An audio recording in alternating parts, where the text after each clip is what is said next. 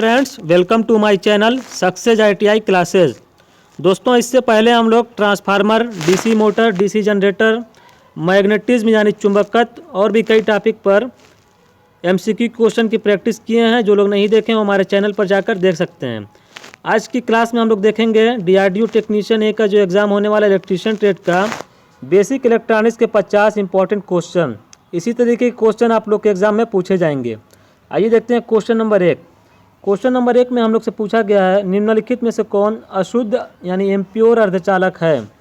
देखिए, दो तरीके का अर्धचालक होता है, एक होता है शुद्ध अर्धचालक, एक होता है अशुद्ध अर्धचालक। देखिए, शुद्ध अर्धचालक को लिख देता है इंट्रिंसिक अर्धचालक।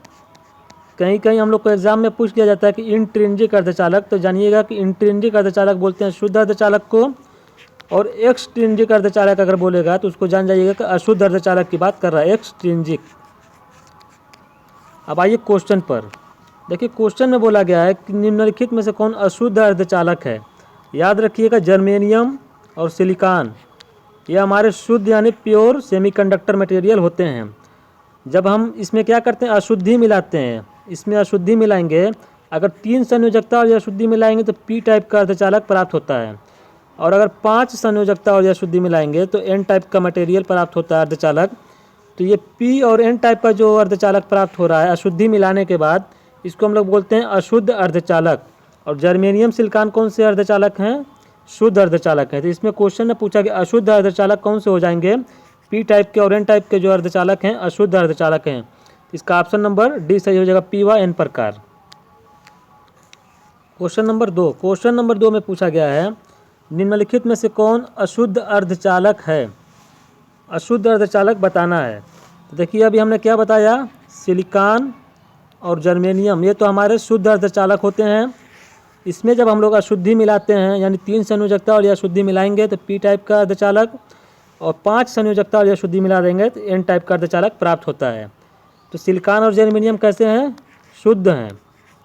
अब इसमें इम्प्योरिटी मिलाने के बाद क्या प्राप्त होता है, पी टाइप और एन टाइप का मटेरियल प्राप्त होता है, उसको हम लोग बोलते हैं अशुद्ध अर्धचालक। तो यही पूछा है कि अशुद्ध अर्धचालक कौन सा है, तो सिलिकॉन तो अशुद्ध नहीं है, जर्मेनियम भी अशुद्ध नहीं है। इसका ऑप्शन नंबर सी सही हो जाएगा, पी तथा एन टाइप। अगला क्वेश्चन, क्वेश्चन नंबर 3। देखिए, क्वेश्चन नंबर 3 में पूछा गया है, अर्धचालक में संयोजी इलेक्ट्रॉन की संख्या क्या होती है। संयोजी इलेक्ट्रॉन को बोलते हैं वैलेंसी इलेक्ट्रॉन, यानी कि बाहरी संयोजकता में, बाहरी कोष में जो इलेक्ट्रॉन पाए जाते हैं उसको हम लोग बोलते हैं संयोजी इलेक्ट्रॉन। तो अर्धचालक में याद रखिएगा 4 संयोजी इलेक्ट्रॉन होते हैं। इसका ऑप्शन नंबर डी सही हो जाएगा। अगला क्वेश्चन, क्वेश्चन नंबर 4 पूछा गया, निम्नलिखित में से कौन त्रिवैलेंट, ट्राईवैलेंट जिसको बोलते हैं, वाली अशुद्धि है। अभी हमने बताया कि एक होता है 3 संयोजकता वाली अशुद्धि, एक होता है 5 संयोजकता वाली अशुद्धि। 3 संयोजकता वाली अशुद्धि जब हम लोग मिलाते हैं जर्मेनियम या सिलिकॉन में तो हम लोग को मिलता है पी टाइप का मटेरियल। जब 5 संयोजकता वाली अशुद्धि मिलाएंगे तो मिलेगा एन टाइप का मटेरियल। अब देखिए, जो 3 संयोजकता वाली अशुद्धि होती है और 5 संयोजकता वाली अशुद्धि होती है वो कौन कौन सी होती है उसके बारे में भी हम लोग पढ़ने वाले हैं। तो यहाँ पे पूछा है कि त्रिवैलेंट यानी कि 3 संयोजकता वाली अशुद्धि कौन सी है। तो याद रखिएगा, एल्युमिनियम, बोरान, गैलियम, ये तीनों हमारे जो ऑप्शन दिए गए हैं 3 संयोजकता वाली अशुद्धि है। इसका ऑप्शन नंबर डी सही हो जाएगा। क्वेश्चन नंबर 5 दिया गया है कि निम्नलिखित में से कौन पेंटावैलेंट वाली अशुद्धि है। पेंटावैलेंट का मतलब हो गया 5 संयोजकता वाली अशुद्धि।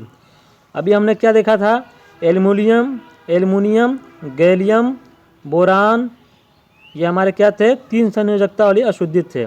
अब यहाँ पे देखिए 5 संयोजकता वाली अशुद्धि पूछा है, तो दिया ऑप्शन में फास्फोरस, एंटीमनी, बिस्मथ, ये सभी हमारे 5 संयोजकता वाली अशुद्धियाँ, इसको बोलते हैं पेंटावैलेंट। इसका भी ऑप्शन नंबर डी सही हो जाएगा। ये देखते हैं क्वेश्चन नंबर 6। क्वेश्चन नंबर 6 में पूछा गया है, निम्नलिखित में से कौन दृष्टिकारी यानी रेक्टिफायर डायोड है। प्रकाश उत्सर्जक डायोड, प्रकाश निर्भर diode, tunnel diode, PN diode. तो याद रखिए, जो हमारा पीएन डायोड होता है, पी टाइप और एन टाइप मटेरियल को बनाकर जब हम लोग डायोड बनाते हैं तो इसको हम लोग बोलते हैं दृष्टिकारी यानी रेक्टिफायर। यहाँ पे हमारा एनोड होता है, यहाँ पे कैथोड होता है, इसको हम लोग क्या बोलते हैं, रेक्टिफायर। तो इसका ऑप्शन नंबर डी सही जाएगा, PN diode, PN junction diode को हम लोग रेक्टिफायर डायोड कहते हैं। Option number D. 7 number question में पूछा गया है, निम्न में से किस अर्धचालक का उपयोग अर्धचालक के रूप में सबसे अधिक करते हैं। देखिए, दो तरीके का अर्धचालक मटेरियल पाया जाता है शुद्ध रूप में, एक होता है जर्मेनियम, एक होता है सिलिकॉन। लेकिन ज़्यादातर जो हम लोग यूज करते हैं, सबसे अधिक का मतलब, सर्वाधिक का मतलब सबसे अधिक जो यूज़ करते हैं उसको बोलते हैं हम लोग सिलिकॉन। क्योंकि सिलिकॉन जो होता है प्रचुर मात्रा में पाया जाता है, यानी कि बहुत अधिक मात्रा में पाया जाता है, इसलिए इसका उपयोग जो होता है सबसे ज़्यादा होता है। पूछा जाता है कि जर्मेनियम और सिलिकॉन में थर्मल स्टेबिलिटी की कैपेसिटी किसमें ज़्यादा है, यानी कि ताप को कौन ज़्यादा सहन कर सकता है। तो ताप को जो ज़्यादा सहन करता है वो सिलिकॉन ही होता है। ये भी क्वेश्चन आप लोग से पूछा जा सकता है। इसमें पूछा है कि किस मटेरियल का उपयोग ज़्यादा करते हैं अर्धचालक के रूप में, तो याद रखिएगा सिलिकॉन का। अगला क्वेश्चन नंबर 8 पूछा गया, ताप बढ़ाने पर निम्न में से किस पदार्थ का तापमान घटता है। ऑप्शन में दिए गए हैं चांदी, एल्यूमिनियम, कॉपर और सिलिकॉन। देखिए, ऑप्शन में अगर आप लोग गौर करेंगे तो चांदी, एल्यूमिनियम और कॉपर, चांदी, एल्यूमिनियम और कॉपर क्या है, हमारे कंडक्टर हैं। और कंडक्टर का पॉजिटिव टेम्परेचर कोएफिशिएंट होता है। जिस मटेरियल का temperature coefficient of resistance positive होगा, उसमें टेम्परेचर बढ़ाने पर क्या होता है, टेम्परेचर बढ़ाएंगे तो क्या होगा, प्रतिरोध बढ़ेगा। लेकिन जिस मटेरियल का temperature coefficient of resistance negative होगा, उसका अगर हम लोग ताप बढ़ाएंगे तो प्रतिरोध घटेगा। अब आइए क्वेश्चन में पूछा गया, ताप बढ़ाने पर निम्न में से किस पदार्थ का, यहाँ पर तापमान की जगह कर लीजिएगा प्रतिरोध, गलती से तापमान लिखा गया है, यहाँ पर लिख लीजिएगा प्रतिरोध। तो देखिए, क्वेश्चन में पूछा गया तापमान बढ़ाने पर निम्न में से किस पदार्थ का प्रतिरोध घटता है। तो अभी हमने क्या बताया, जिस पदार्थ का टेम्परेचर कोएफिशिएंट ऑफ रेजिस्टेंस यानी प्रतिरोध ताप गुणांक नेगेटिव होगा, उसका ताप बढ़ाएंगे तो प्रतिरोध घट जाएगा। तो याद रखिएगा, हमारा जो कंडक्टर होता है उसका प्रतिरोध ताप गुणांक धनात्मक होता है, तो उसमें जब हम लोग ताप बढ़ाते हैं तो प्रतिरोध बढ़ता है। लेकिन हमारा अर्धचालक और इंसुलेटर यानी कुचालक जो मटेरियल होते हैं, उसमें हम लोग जब ताप बढ़ाते हैं तो प्रतिरोध घटने लगता है, क्योंकि अर्धचालक का और इंसुलेटर का दोनों का प्रतिरोध ताप गुणांक ऋणात्मक होता है। तो इसलिए यहाँ पे चांदी, एल्यूमिनियम, कॉपर हमारा कंडक्टर है, तो इसका ताप बढ़ाने पर प्रतिरोध घटेगा नहीं, बढ़ेगा। यहाँ पे जो ऑप्शन नंबर डी में दिया हुआ है सिलिकॉन इसका सही आंसर हो जाएगा, क्योंकि सिलिकॉन में जब हम लोग टेम्परेचर बढ़ाएंगे, ये अर्धचालक है, तो तापमान बढ़ाएंगे तो प्रतिरोध घट जाएगा, यहाँ पे प्रतिरोध हो जाएगा। इसका option number D. Question number 9 में पूछा गया है, अर्धचालक का प्रतिरोध ताप गुणांक होता है। अभी हम लोगों ने क्या देखा, अर्धचालक का प्रतिरोध ताप गुणांक क्या हो रहा था, ऋणात्मक, जिसको बोलते हैं नेगेटिव। इसका ऑप्शन नंबर ए सही हो जाएगा। अगला क्वेश्चन नंबर 10, अर्धचालक का ताप बढ़ाने पर अर्धचालक की चालकता क्या होगी। देखिए, अर्धचालक का प्रतिरोध ताप गुणांक क्या होता है, ऋणात्मक। तो जब ताप बढ़ाएंगे तो क्या हो जाएगा, प्रतिरोध कम होगा। टेम्परेचर जब बढ़ाएंगे तो प्रतिरोध कम होगा, क्योंकि प्रतिरोध ताप गुणांक ऋणात्मक होता है अर्धचालक का। जब प्रतिरोध कम हो गया तो देखिए चालकता क्या हो जाएगी, चालकता जिसको बोलते हैं कंडक्टेंस, वो बढ़ जाएगा। क्योंकि प्रतिरोध का मतलब होता है धारा को रोकना, चालकता का मतलब होता है धारा के प्रवाह में सहायता करना। तो प्रतिरोध कम होता है तो चालकता का मान बढ़ जाता है। तो यहाँ पे ऑप्शन नंबर कौन सा सही हो जाएगा, चालकता बढ़ जाएगी। तो पूछा चालकता क्या होगी, तो ज़्यादा हो जाएगी, option number B. Question number 11 में पूछा कि पी टाइप पदार्थ में बहुसंख्यक आवेश वाहक क्या होते हैं। देखिए, दो तरीके का मटेरियल होता है, एक होता है एन टाइप, एक होता है पी टाइप। अभी हमने बताया था एन टाइप को मटेरियल बनाना है तो हम लोग कौन सी अशुद्धि मिलाएंगे, 5 संयोजकता वाली। क्वेश्चन पूछा जाता है अगर पी टाइप का मटेरियल हमको बनाना है तो 3 संयोजकता वाली अशुद्धि मिलाएंगे। 3 संयोजकता वाली अशुद्धि कौन कौन सी होती थी, एल्युमिनियम, गैलियम, बोरान। और हमारा एन टाइप की अशुद्धि कौन कौन सी थी, 5 संयोजकता वाली, बिस्मथ, आर्सेनिक, फास्फोरस, ये सब हमारे 5 संयोजकता वाली अशुद्धि थी। अब आइए क्वेश्चन पर, पी टाइप पदार्थ में बहुसंख्यक आवेश वाहक क्या होते हैं। याद रखिएगा, एन टाइप में जो हमारे ज़्यादा होते हैं, इलेक्ट्रॉन ज़्यादा होता है। एन टाइप में इलेक्ट्रॉन की मात्रा ज़्यादा होती है और होल्स की मात्रा कम होती है। यहीं पे बात कर लिए जब पी टाइप की, तो पी टाइप में होल्स ज़्यादा होता है और इलेक्ट्रॉन इसमें कम होता है। इलेक्ट्रॉन क्या होता है, कम होता है।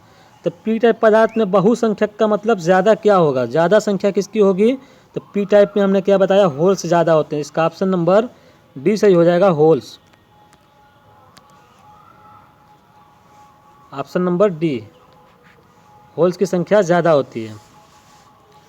आइए अगले क्वेश्चन पर, क्वेश्चन नंबर 12। क्वेश्चन नंबर 12 में पूछा गया एन टाइप पदार्थ में बहुसंख्यक आवेश वाहक क्या होते हैं। हमने बताया कि एन टाइप में इलेक्ट्रॉन ज़्यादा होते हैं और होल्स कम होते हैं। तो यहाँ पे बहुसंख्यक यानी ज़्यादा क्या हो जाएगा, एन टाइप में इलेक्ट्रॉन हो जाएगा, ऑप्शन नंबर बी। अगला क्वेश्चन, क्वेश्चन नंबर 13 दिया गया कि एक शुद्ध अर्धचालक में इलेक्ट्रॉन की संख्या प्रोटॉन की संख्या से होती है। देखिए शुद्ध अर्धचालक को क्या बोलते हैं, अभी हमने बताया था इंट्रिंसिक, इंट्रिंसिक अर्धचालक। अब देखिए शुद्ध अर्धचालक होगा तो उसमें इलेक्ट्रॉन की संख्या और होल्स की संख्या, प्रोटॉन का मतलब होल्स मान लीजिए, क्योंकि प्रोटॉन भी पॉजिटिव होता है और होल्स भी पॉजिटिव, यहाँ पे होल्स दिया हुआ है, यानी इलेक्ट्रॉन्स और होल्स क्या होते हैं, दोनों बराबर होते हैं जब शुद्ध अर्धचालक होता है तब। यही पूछा कि शुद्ध अर्धचालक में इलेक्ट्रॉन की संख्या और होल्स की संख्या या प्रोटॉन की संख्या क्या होती है, तो ऑप्शन नंबर सी सही हो जाएगा, बराबर। इलेक्ट्रॉन और होल्स क्या होते हैं, शुद्ध अर्धचालक में बराबर होते हैं, ऑप्शन नंबर सी। अगला क्वेश्चन, क्वेश्चन नंबर 14। सौर सेल, सौर सेल बनाने में, सोलर सेल देखे होंगे आप लोग, उसको बनाने में किस अर्धचालक का उपयोग किया जाता है, यानी सोलर सेल बनाने में कौन सा सेमीकंडक्टर मटेरियल यूज़ किया जाता है, सोडियम, कैल्शियम, कार्बन, सिलिकॉन। तो इसका ऑप्शन नंबर डी सही हो जाएगा, सिलिकॉन। सोलर सेल बनाने में हम लोग कौन सा सेमीकंडक्टर मटेरियल यूज़ करते हैं, silicon. Question number 15, question number 15 में पूछा गया है किसी अर्धचालक में हीट सिंक का क्या कार्य होता है, हीट सिंक, हीट सिंक का क्या कार्य है हम लोग को बताना है। देखिए हीट सिंक का कार्य होता है तापमान को नियंत्रित करना, इसका ऑप्शन नंबर डी सही हो जाएगा। अगला क्वेश्चन, क्वेश्चन नंबर 16।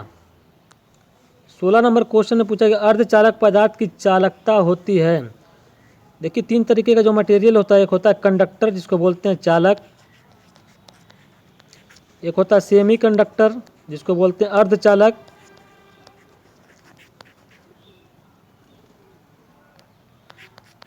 एक होता है हमारा इंसुलेटर जिसको बोलते हैं कुचालक।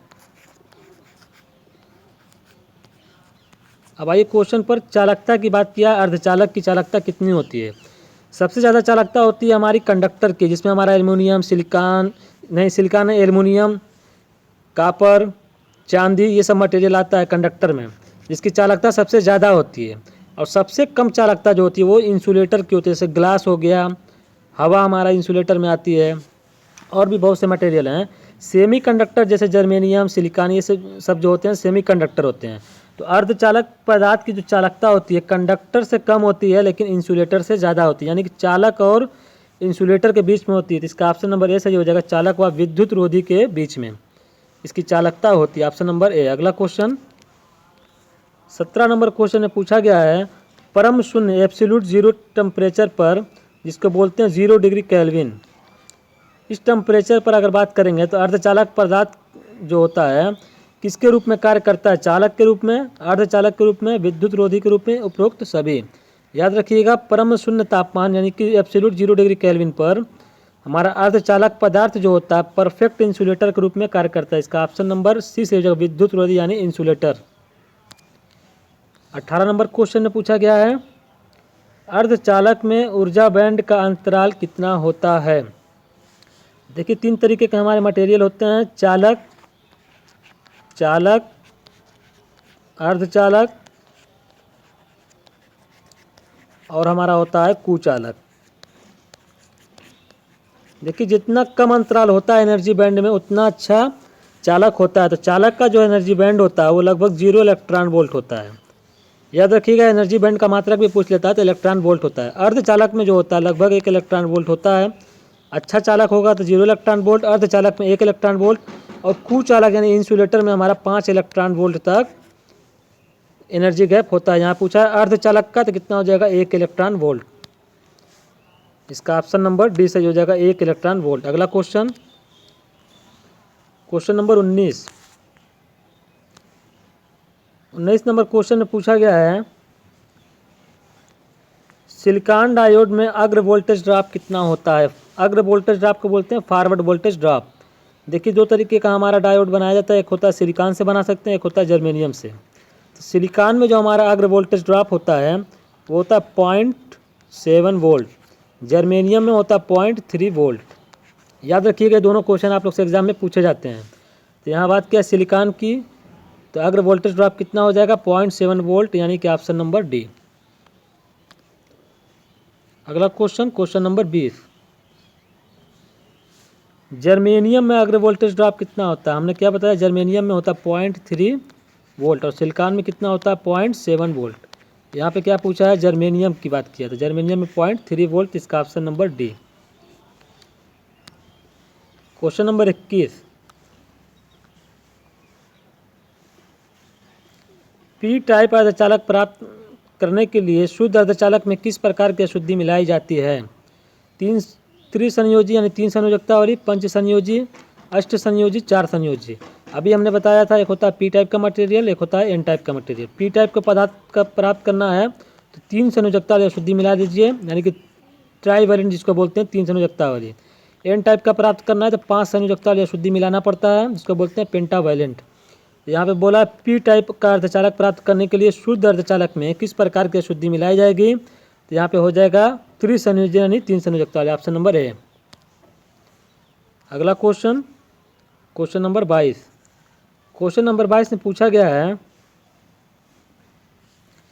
एन टाइप का अर्धचालक प्राप्त करने के लिए शुद्ध अर्धचालक में किस प्रकार की अशुद्धि मिलाई जाती है? अब देखिए एन टाइप की बात कर रहा है, तो अभी हमने क्या बताया, एन टाइप में 5 संयोजकता वाली अशुद्धि मिलाते हैं, जिसको बोलते हैं पेंटावैलेंट। तो एन टाइप प्राप्त करना है तो कौन सी अशुद्धि मिलाएंगे, 5 संयोजकता वाली, तो ऑप्शन नंबर बी से पंच संयोजी।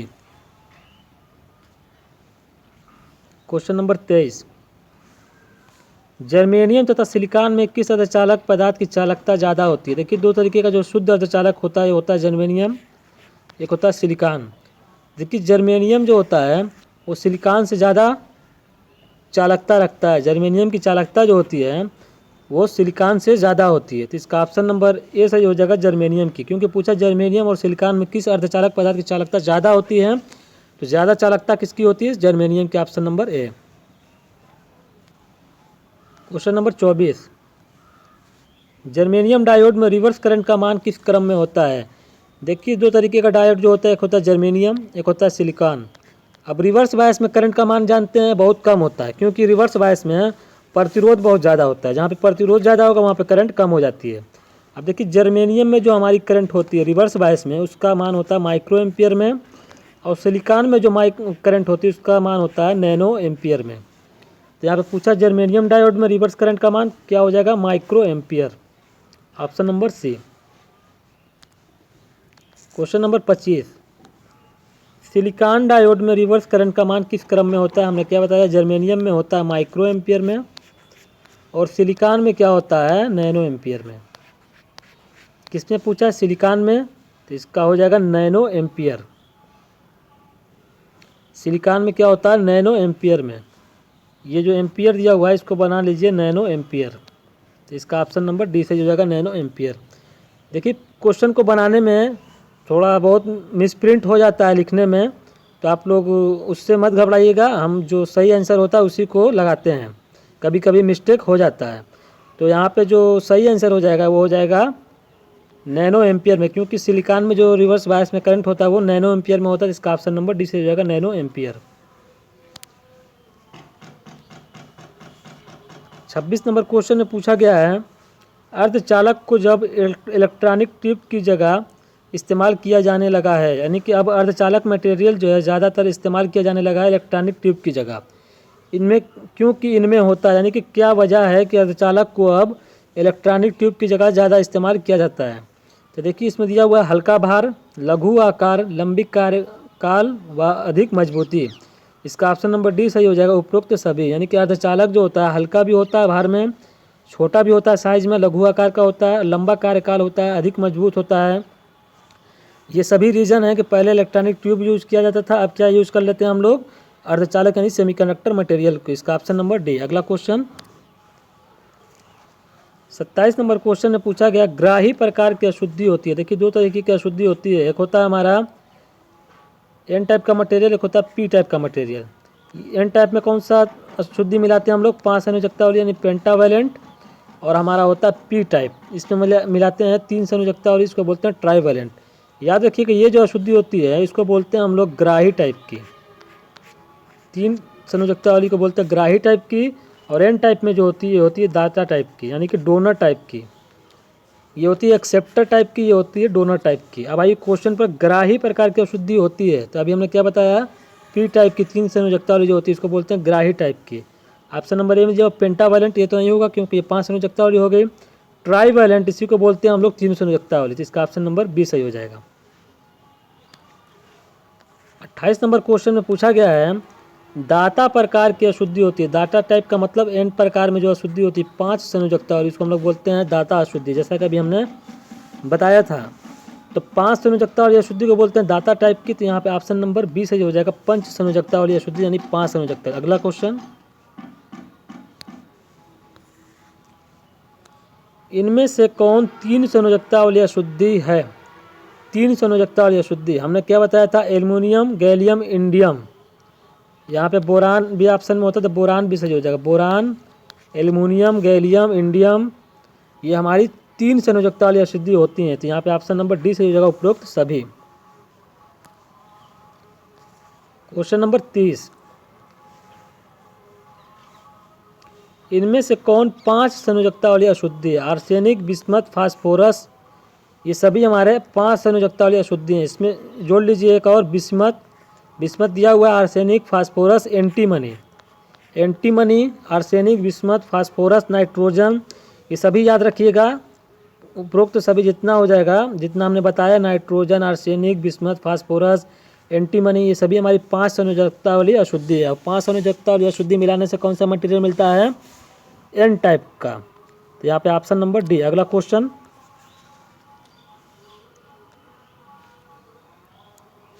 क्वेश्चन नंबर 31 में पूछा कि निम्नलिखित में से किस पदार्थ का प्रतिरोध ताप गुणांक नेगेटिव होता है? एल्युमिनियम, कॉपर, चांदी, सिलिकॉन।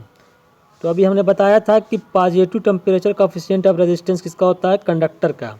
तो एल्युमिनियम, कॉपर और चांदी हमारे क्या हैं? कंडक्टर यानी चालक है, इसका तो धनात्मक होगा। पूछा ऋणात्मक किसका होगा? नेगेटिव, तो इसका ऑप्शन नंबर डी सही हो जाएगा, सिलिकॉन। सिलिकॉन क्या है? हमारा अर्धचालक है। अर्धचालक का प्रतिरोध ताप गुणांक क्या होता है? ऋणात्मक, तो इसका ऑप्शन नंबर डी।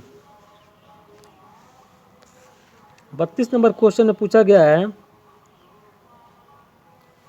पी प्रकार के पदार्थ में इलेक्ट्रॉन की कमी को क्या कहते हैं? पी प्रकार का जो पदार्थ होता है उसमें इलेक्ट्रॉन की कमी को क्या कहते हैं? तो इलेक्ट्रॉन्स जब वहाँ से जाता है तो वहाँ पे आ जाता है, इलेक्ट्रॉन्स की जहाँ कमी होती है वहाँ पे आ जाता है होल्स आ जाता है। इसका ऑप्शन नंबर बी सही हो जाएगा, होल्स। अगला क्वेश्चन है कि सेमी कंडक्टर डायोड में कितनी संधियाँ होती हैं? सेमी कंडक्टर डायोड में जैसे हमारा पी एन जंक्शन डायोड है, ये पी टाइप और एन टाइप का मटेरियल मिलाकर सेमी कंडक्टर डायोड बनाया गया। इसमें कितनी संधि होती है? संधि देखिए यही है, इसको बोलते हैं जंक्शन। जंक्शन को ही बोलते हैं संधि। तो यहाँ पे कितना संधि है? 1। तो सेमी कंडक्टर डायोड जो हमारा है पी टाइप और एन टाइप मटेरियल को मिलाकर जो बनाया गया, इसमें कितना संधि? 1। तो इसका ऑप्शन नंबर ए सही हो जाएगा, 1। 34 नंबर क्वेश्चन में पूछा गया है, forward bias P N junction में होता है। देखिए 2 तरीके की बायसिंग हमारी होती है।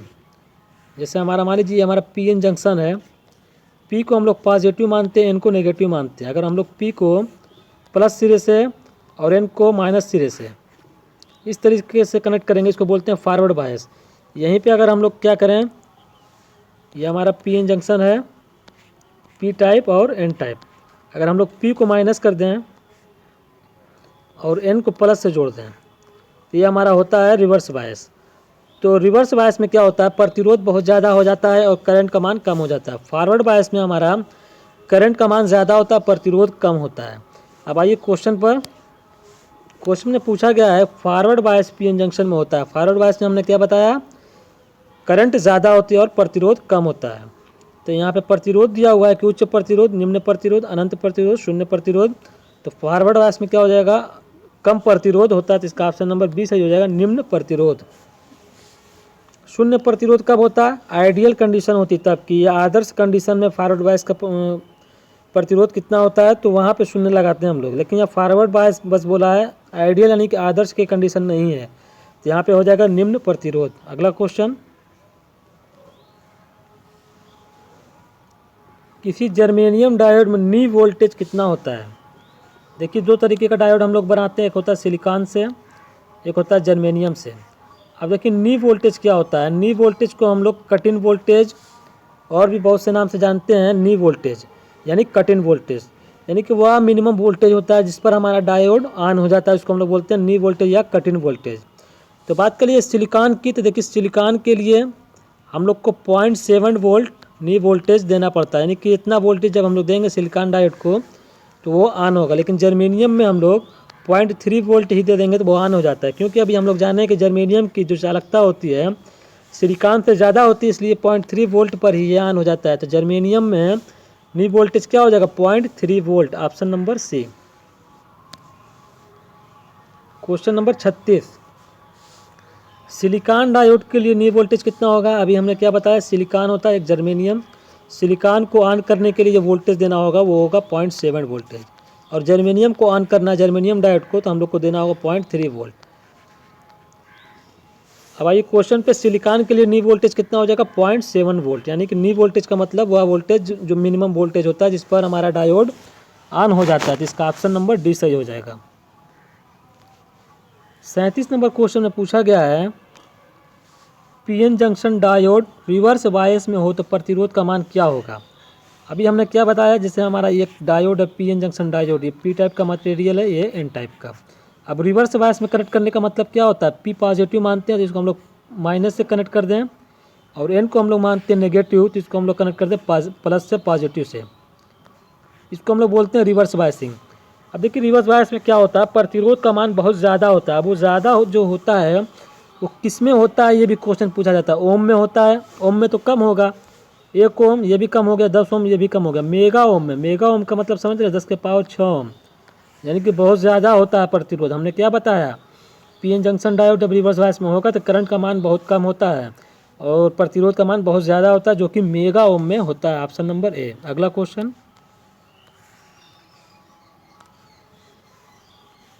38 नंबर क्वेश्चन में पूछा कि PN junction diode forward bias में हो तो प्रतिरोध का मान क्या होगा? तो अभी हमने बताया कि फॉरवर्ड बायस में कब होगा, जब हम लोग इस तरीके से कनेक्ट करेंगे। ये पी टाइप का मटेरियल है, ये एन टाइप का है। पी को पॉजिटिव है यानी कि प्लस से कनेक्ट कर दीजिए, और एन को ले आकर नेगेटिव से कनेक्ट कर दीजिए इस तरीके से। ये हमारा फॉरवर्ड बायसिंग होता है। फॉरवर्ड बायसिंग में हमारा क्या होता है, प्रतिरोध का मान कम हो जाता है और धारा का मान अधिक हो जाता है। तो फॉरवर्ड बायस में पूछा प्रतिरोध क्या हो जाएगा, तो कम हो जाएगा। अब वो जो कम होता है, ये भी आप समझ सकता था, कम होता है ज़्यादा होता है, तो आप लोग बता देते हैं कि कम होता है। अब कम होता है तो किस में होता है, देखिए किलो ओम में ये ज़्यादा हो जाएगा, 10 के पावर 3 हो जाएगा। मेगा ओम में 10 के पावर 6 हो जाएगा, जो कि रिवर्स बायस में होता है, ये भी ज़्यादा है। इनमें से कोई नहीं, और ऑप्शन नंबर ए में दिया हुआ है ओम में, तो इसका ऑप्शन नंबर ए सही हो जाएगा, ओम में। यानी कि ओम का मतलब कुछ ओम होगा, 1 ओम, 2 ओम, 10 ओम, कम होगा, तो इसका ऑप्शन नंबर ए। अगला क्वेश्चन,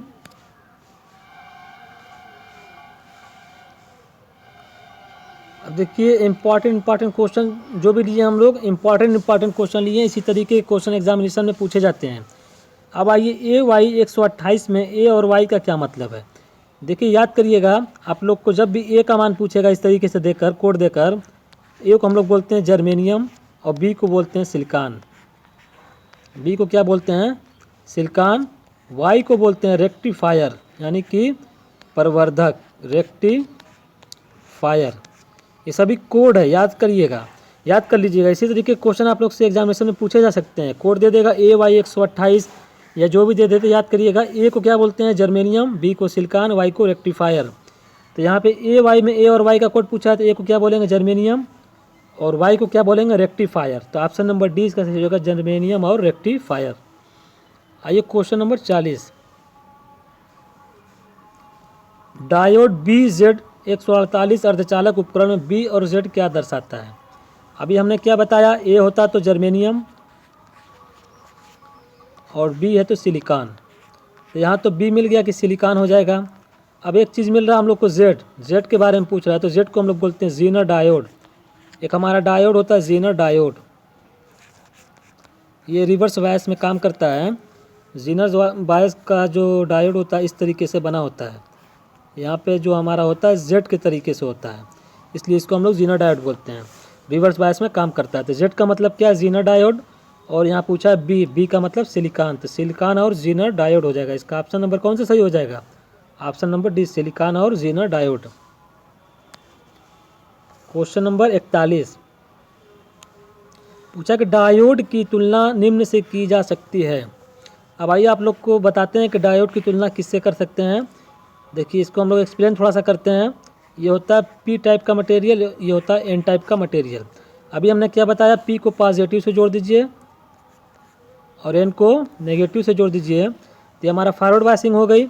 यहीं पे अगर हम लोग पी एन जंक्शन को इस तरीके से जोड़ देते हैं, पी टाइप का ये हो गया, एन टाइप का ये हो गया। यहाँ पे हमारा पी पॉजिटिव होता है तो नेगेटिव से जोड़ दीजिए, और हमारा एन नेगेटिव होता है इसको पॉजिटिव से जोड़ दीजिए, हमारा हो गया रिवर्स बायसिंग, ये हो गया फॉरवर्ड बायसिंग। देखिए ये क्या है, फॉरवर्ड बायस, ये हो जाएगा रिवर्स बायस। अब आइए क्वेश्चन पर, डायोड की तुलना किससे की जा सकती है।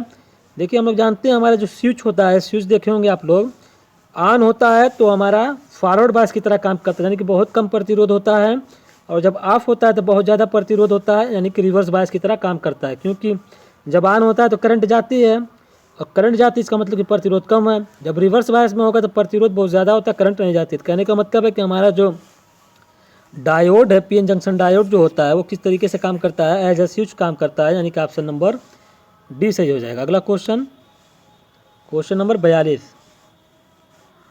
रिवर्स बायस का वह मान जिस पर डायोड में धारा का प्रवाह शुरू हो जाता है उसे क्या कहा जाता है। देखिए एक हमारा होता है रिवर्स बायसिंग में जो हम लोग वोल्टेज को लगाते हैं जिस पर धारा का प्रवाह शुरू हो जाता है। देखिए रिवर्स बायस में तो धारा का प्रवाह वैसे नहीं होता, जैसे हमारा कैरेक्टरिस्टिक होता है, इधर होता है रिवर्स बायसिंग। यहाँ पे वोल्टेज जब बढ़ाते जाते एक हमारा पॉइंट आता है ब्रेक डाउन पॉइंट, तो ये इसी के बाद हमारा करंट का प्रवाह होता है। तो यहाँ पे बोला है कि रिवर्स बायस का वह मान जिस पर डायोड में धारा का प्रवाह शुरू हो जाता है उसे हम लोग क्या बोलते हैं, उसे बोलते हैं breakdown voltage, option number D. अगला क्वेश्चन,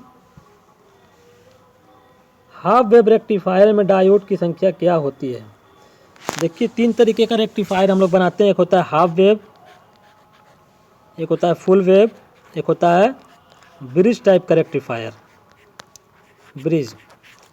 याद रखिएगा हाफ वेव रेक्टिफायर जो होता है उसमें 1 डायोड यूज़ करते हैं, फुल वेव रेक्टिफायर में 2 डायोड और ब्रिज रेक्टिफायर में 4 डायोड। हाफ वेव रेक्टिफायर का जो एफिशिएंसी होती है वो होती है 40.6%। फुल वेव रेक्टिफायर और ब्रिज रेक्टिफायर दोनों की एफिशिएंसी होती है 81.2%। हाफ वेव रेक्टिफायर का जो रिपल फैक्टर होता है पूछा जाता है, ये सब क्वेश्चन इंपॉर्टेंट क्वेश्चन जो एग्जामिनेशन में पूछे जाते हैं, डायरेक्ट पूछा जाएगा। तो 1.21 जो होता है रिपल फैक्टर होता है हाफ वेव रेक्टिफायर का, और फुल वेव का और ब्रिज रेक्टिफायर का दोनों का रिपल फैक्टर की बात कर लें, ये होता है 0.48। ये सभी डाटा आप लोग याद रखिएगा, एग्जामिनेशन में पूछे जाते हैं। अब आइए क्वेश्चन पर, हाफ वेव रेक्टिफायर में कितने डायोड, अभी हमने क्या बताया, हाफ वेव रेक्टिफायर में 1 डायोड यूज होता है, ऑप्शन नंबर ए। अगला क्वेश्चन, क्वेश्चन नंबर 44, एलईडी का फुल फॉर्म क्या होता है। देखिए एलईडी होता है, एलईडी के बारे में सब लोग सुने होंगे, जिसका फुल फॉर्म होता है लाइट एमिटिंग डायोड। क्या होता है, लाइट एमिटिंग डायोड, ये होता है एलईडी का फुल फॉर्म। क्वेश्चन ये भी पूछ लिया जाता है कि एलईडी हमारा किस बायसिंग पर वर्क करता है, यानी कि रिवर्स बायस पर या फॉरवर्ड बायस पर। तो याद रखिएगा ये फॉरवर्ड बायस पर वर्क करता है। अब यहाँ पे फुल फॉर्म की बात किया है, यानी कि इसका पूरा रूप क्या होगा एलईडी का, तो light emitting diode, option number D. अगला क्वेश्चन 45 नंबर क्वेश्चन में पूछा गया एलईडी की पावर रेटिंग कितनी होती है। देखिए एलईडी के बारे में आप लोग सुने होंगे कि एलईडी जो होता है, अब ज़्यादातर लोग क्या करते हैं, एलईडी ही यूज़ करते हैं, क्योंकि एलईडी हमारा बहुत कम पावर कंजप्शन करता है, जो कि मिली वाट में पावर का कंजप्शन करता है, तो इसकी पावर रेटिंग क्या होता है, मिली वाट, ऑप्शन नंबर डी। अगला क्वेश्चन, जीनर डायोड का उपयोग निम्न में से किस में किया जाता है। जीनर डायोड, जीनर डायोड का सिंबल अभी हमने बताया था, ये क्या होता है, जीनर डायोड, ये होता है पी टाइप, ये होता है एन टाइप। यहाँ पे जो हमारा होता है ये जेड टाइप का होता है, इसलिए हम लोग इसको बोलते हैं जीनर डायोड। सिंबल भी पूछा जा सकता है, इसकी बायसिंग पूछा जाएगा कि किस बायसिंग में वर्क करता है, तो रिवर्स बायस में। सिंबल पूछा जाएगा तो याद रखिएगा सिंबल इसी तरीके से होता है, यहाँ पर जेड बना होगा। तीसरा क्वेश्चन पूछा जाएगा कि जीनर डायोड का उपयोग कहाँ किया जाता है, तो याद रखिएगा वोल्टेज रेगुलेटर के रूप में किया जाता है, जिसका ऑप्शन नंबर डी, वोल्टेज को रेगुलेट करने में इसका उपयोग किया जाता है। Option number D. अगला क्वेश्चन, जीनर डायोड में रिवर्स ब्रेकडाउन प्रक्रिया को निम्न प्रभाव कहा जाता है। देखिए जीनर डायोड हमने क्या बताया, रिवर्स बायस में वर्क करता है। अब रिवर्स बायस में जो ब्रेकडाउन की प्रक्रिया होती है, जैसे अभी हमने बताया था कि रिवर्स बायस में क्या होता है, इस तरीके से यहाँ पर एक पॉइंट आता है जहाँ पर ब्रेकडाउन हो जाता है। तो ये जो प्रक्रिया होती है इसको हम लोग क्या बोलते हैं, एवलांचे प्रभाव, हाल प्रभाव, सीबेक प्रभाव या टनल प्रभाव। तो इसका ऑप्शन नंबर कौन सा सही हो जाएगा, इसको हम लोग बोलते हैं एवलांचे प्रभाव, ऑप्शन नंबर ए। इसको क्या बोलते हैं, एवलांचे प्रभाव, ऑप्शन नंबर ए। अगला क्वेश्चन,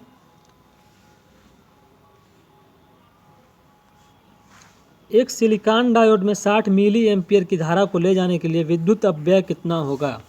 देखिए इस तरीके का क्वेश्चन एग्जामिनेशन में आप लोग से पूछ लिया जाता है और आप लोग को सिर्फ पता चलता है कि यहाँ पे बस करंट दे दिया I बराबर 60 मिली एम्पियर।